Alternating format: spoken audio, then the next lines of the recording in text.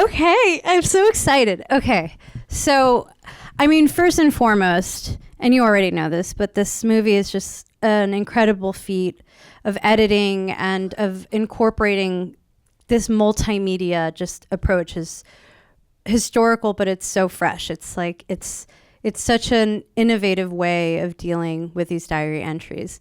But before we get to anything else, I asked Carla if there was anything she wanted to talk about that she hasn't talked about otherwise, and her answer was sex. So that's a good place to start, I think. I mean, you know, that is one of my favorite passages, just because you really get a sense of her personality. You really get a sense of her dynamic with Diego. But I'm really curious about how you got all of these different letters. Like, as you're kind of seeing all these faces on screen, like what the process was of collecting all these letters and of all these interviews of her friends and her lovers. So before I start, I just want to say I'm a huge fan of Isabel, and can people please take pictures, because you don't get to see a lot of like Latina filmmakers. There's not that many of us, unfortunately. So this is we're growing. Yeah. So this is a special night for me as well to be in conversation with you, and yeah, I mean it was amazing, the research process when we started. When I first had the idea for this film, I thought that Frida could only tell part of her story, but we wanted to make the film like first account, you know, like have Frida tell some of the story and then have other people that had witnessed her life, you know, really kind of like lift her story up as well. But then we quickly discover, as we're collecting all of her writings, and we really have probably the most comprehensive database of all of her writings that are available to get. When we started that research, she quickly, you know, like kind of told us, like, I'm going to tell my entire story. So give me the mic and I'm going to keep it. So we were like, okay. And, you know, it was just amazing to be able to hear her. There were so many letters. There was obviously her diary, some essays, some like very short interviews that she did towards the end of her life. But it was a lot of the letters that really kind of carry her essence, because she was, you know, sharing her life and her emotional reactions to moments in her life with people that she loved, you know, with her mom, with really close friends, with her lovers, with her first boyfriend. And so to see her voice, you know, carry on throughout her life as like a teenager, and she wrote a lot of letters. She painted a lot when she was after the accident, but she wrote a lot of letters, mainly to Alejandro. And to see her grow up as a woman in her letters was really special. And one of the things that I just really loved the most was reading her, you know, like her teenage like angst and like heartbreak, and like, you know, Alejandro, I love you so much, and when are you gonna come see me? There was like this like desperation as a teen not to be lonely, but also she really, you know, really explored and was really open to talk about her desires. And having grown up in like a Latin American country where like as a little girl you're told to not listen to that voice and not really explore it, to see somebody that just went on to explore that desire and pleasure really young in Mexico was incredibly special. And I really, really want to include that, because to me that was part of Frida's power and power and like empowerment is that she really listened to herself and she went for it, and she really explored everything that she wanted to explore fully. And you know, and it's hard for us women to do that freely. So that was really inspiring, where she was just like, you know, I want to be fucked. And my boyfriend is just telling me like, you know, poetry and like giving me little kisses. And it's just like, I was just like, oh my God, how come nobody talked to me about sex when I was that age, right? So that was desire and physical pleasure, as much as physical pain that she went through, was really important for us to include in the film. And I think that's so powerful. And I think it's something that like resonated with me viscerally and deeply, that she, to kind of contextualize her coming of age and her exploration of her sexuality at that time in Mexico. I mean, it's just incredible. Like, it really reveals the power of Frida and how she has become this kind of like icon. I'm trying not to geek out too much on process, because you mentioned your research process, and like, I mean, I just watched this film and like my brain kind of implodes just thinking about the process that you guys probably went to get all of this material. But I guess, my first curiosity started in how you found these letters to begin with. Like, how did you know about them? How did you find them? What was like the first thread that you pulled on to kind of start making this beautiful film? So we really, we really built on the work that a lot of academics have done about Frida. She's well-researched, well-known. Our Bible was really Hayden Herrera's book. It's I think believed to be this seminal work about Frida. Is this biography that came out in the early 80s, but Hayden started interviewing people in the 70s, and she interviewed a lot of people that had loved Frida, knew Frida very closely.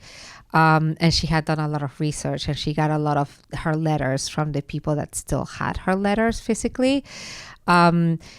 So there's been a lot of work that has been done, but there's no one central place that holds all the letters. Like, there's not one book that has all the letters. There's some publications here and there that have like, the love letters, but they're more curated publications.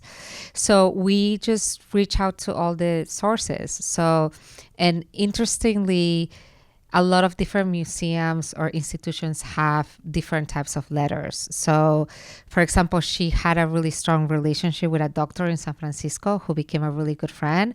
And for some reason, his family gave all those letters to the museum in Oaxaca.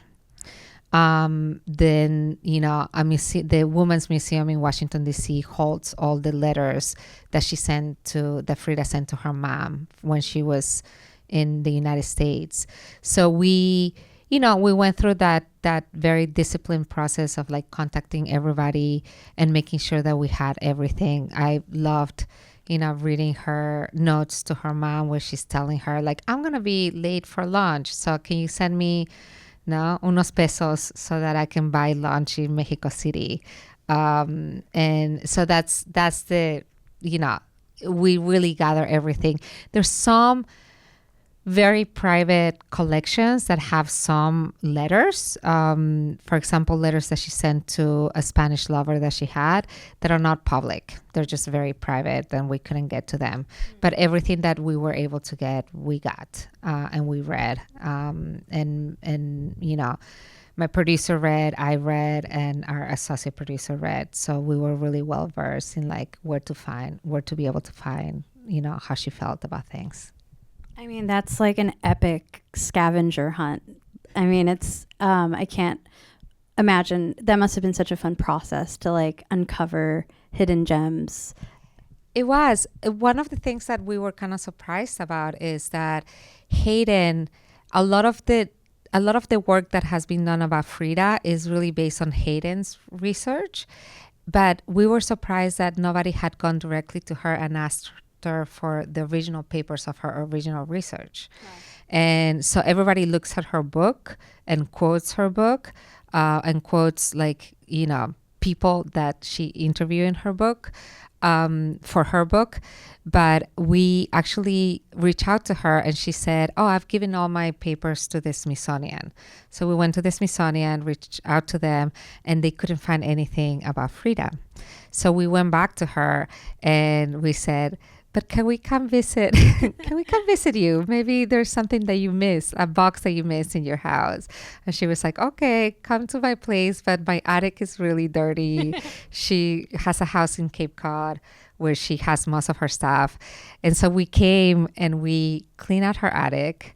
There were, we organized her attic. She was very thankful. She was very embarrassed about how many things were in there. And we found this huge, all her original research in this huge box. And I was just like, I mean, Frida is, there's so many institutions that have, a stake on Frida's art. I mean, the last painting of Frida sold for $62 million. And like, and we're the first ones that like get Hayden Herrera's, original research. I just couldn't believe it that nobody has knocked on her door and like, gotten all this stuff. And we got transcripts of interviews with people. So we got like the entire interviews that she did. We got, copies of newspapers that are impossible to find anymore that had like interviews with Frida. It was just like a treasure of goods that I just couldn't believe that we were the first ones that were opening that box in more than 50 years. And that's insane. It's insane. And then we also reached out to these filmmakers that made a film about Frida in 1965. So it was like they also had original interviews with people that knew Frida. And I went to their house in San Francisco and I go into their dining room and there is a box of like original, like like one, like, what is it? 1/4 inch, 4th inch tape, like the old tape. And those interviews have been sitting in that box for over 50 years. So we digitized them for the first time. And some of the sound bites are in our film from those. Like they had this amazing interview with Frida's nurse when she was dying, that took care of Frida for 2 years. And, she had a relationship with her too, but that's not in the film. But it was just like incredible that we were like, this little film team was finding things that hadn't been touched for so long when she's just such a beloved, iconic artist. So that was really special. I mean, it's epic. Like the research of this is astounding. And I think before I go back to process, because again, I'm going to kind of spiral out about it, trying to figure out how Carla put this together. I do just want to briefly acknowledge the illustrators, the composers, you put together a team that is astounding. But we'll come back to that. Because I want to just talk a little bit about like what drew you to Frida's story in the first place. And if there was anything that you personally connected to or that really resonated with you about her story. It was really the paintings that I came to love and to connect with. Most of Frida's paintings are self-portraits, but every time I saw her face in a painting, I just saw my own feelings reflected in that painting. So the first painting that I saw is her painting between the United States, when she's wearing this pretty pink dress and she's in between the United States and Mexico. And I was a new immigrant then, and that's how I discovered her. And I just saw my experience there. I was a new immigrant. I was, kind of hesitant about how I felt about the United States. It wasn't, always a welcoming place. I was romanticizing my country and missing it a lot. And it just immediately, I was just like, she's really like, just carrying my feelings. But then throughout the years, that was, over 25 years ago, long time ago. Throughout the years, as I mature as a woman, there's just been times where one of her paintings have really like carried me through a time in my life. Who hasn't like cut their hair when you have a breakup, right? Every time. I don't do it anymore, but that, or I had a pretty heartbreaking miscarriage of my own, and I discovered that when I had that experience, not a lot of women talk about their experiences. I learned that so many more of my friends had that experience, but I wish I had known. And I was so grateful for Frida for having a painting that in the 1930s was so literal and raw and like explicit about her experience, what happened with her body, but also what happened with her heart when she, had that miscarriage. You know, gone through a divorce, my heart, on the ground. It's very different to have heartbreak when you're a teenager compared to when you're like, almost 50. And so at every step of my womanhood, I feel like Frida has been a refuge for me. So that was my connection. And that was when I realized that there was a way for us to tell her story through her own words. I just felt that I wanted to offer that same kind of like feeling to audiences that I had whenever I saw one of her paintings. So that was the whole motivation for this film.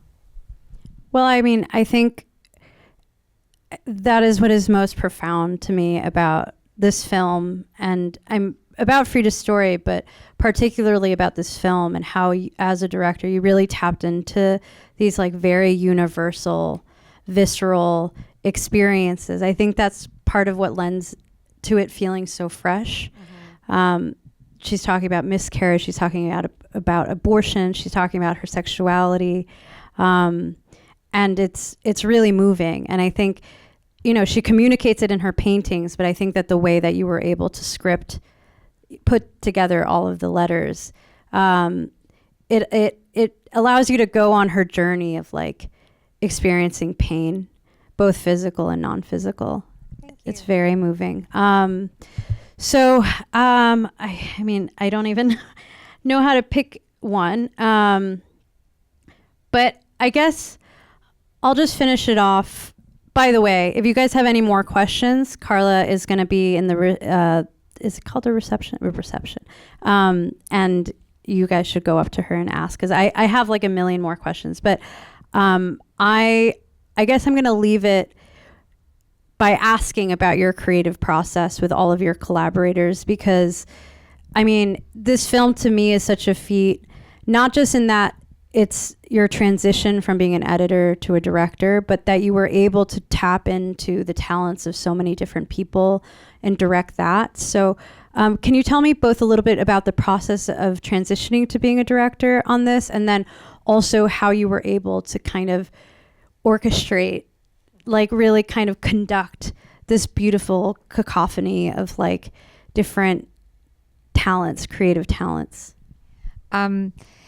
So I think that the lesson that I learned really early, jumping from editor to director, that served me really well. I was, it was something that I talked to my producer early on about, is how to make sure that I had the right support. And that was really like, learning who I needed to bring as collaborators and finding the best talent for it. I mean,